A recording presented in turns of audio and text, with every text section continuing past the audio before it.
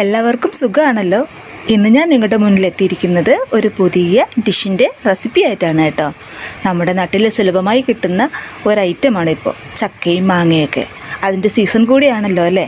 അങ്ങനെ എനിക്കൊരു കുഞ്ഞൻ ചക്ക കിട്ടിയായിരുന്നേ. ഞാൻ അതുകൊണ്ട് ഒരു തോരനാണ് കേട്ടോ ഇന്ന് നിങ്ങൾക്ക് മുന്നിൽ കാണിക്കാൻ പോകുന്നത്. അതിൻ്റെ ആ പച്ച മുള്ളെല്ലാം ഞാൻ ചെത്തിക്കളഞ്ഞു. ഇതുപോലെ കുനുകുന അരിഞ്ഞു നല്ല രീതിയിൽ അത് കഴുകി വാരി ഒരു ചട്ടിയിലാക്കി ഞാൻ അടുപ്പിലോട്ട് വെച്ചിട്ടുണ്ട്. എന്നിട്ട് അത് വേകാൻ ആവശ്യത്തിനുള്ള വെള്ളം ഒഴിച്ചു. അതിലോട്ട് ഞാൻ കുറച്ച് മഞ്ഞൾപ്പൊടി ചേർത്തു, ഉപ്പ് ചേർത്തു, പിന്നെ കുറച്ച് കറിവേപ്പില കൂടെ ഞാൻ ചേർത്തു.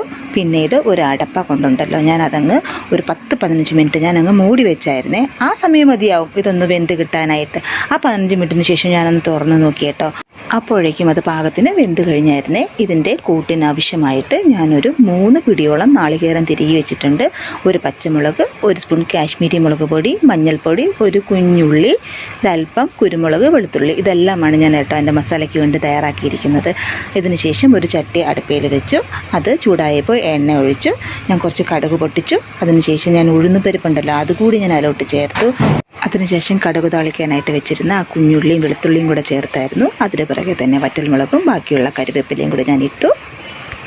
ഇത് വേവിച്ച് വെച്ച ചക്ക തോരത്തിനുള്ള പരുവത്തിനായിട്ട് ഞാൻ ഇടിച്ചു മാറ്റി വെച്ചതാണ്. ഇനി ആ കടുക് താളിച്ചയിലോട്ട് നമ്മൾ കുറേശ്ശെ ഈ ചക്ക ഇട്ട് കൊടുത്തു. പിന്നീട് കുറച്ച് വീണ്ടും ആ തോരനുള്ള കൂട്ടുണ്ടല്ലോ അതിട്ട് കൊടുത്തു. പിന്നെ കുറച്ച് ചക്ക ഇട്ട് കൊടുത്തു. അങ്ങനെ വീണ്ടും ഞാൻ ആ കൂട്ടിട്ട് കൊടുത്തു. അങ്ങനെ 2 ലെയറായിട്ടാണ് ഞാനിത് തയ്യാറാക്കിയത്.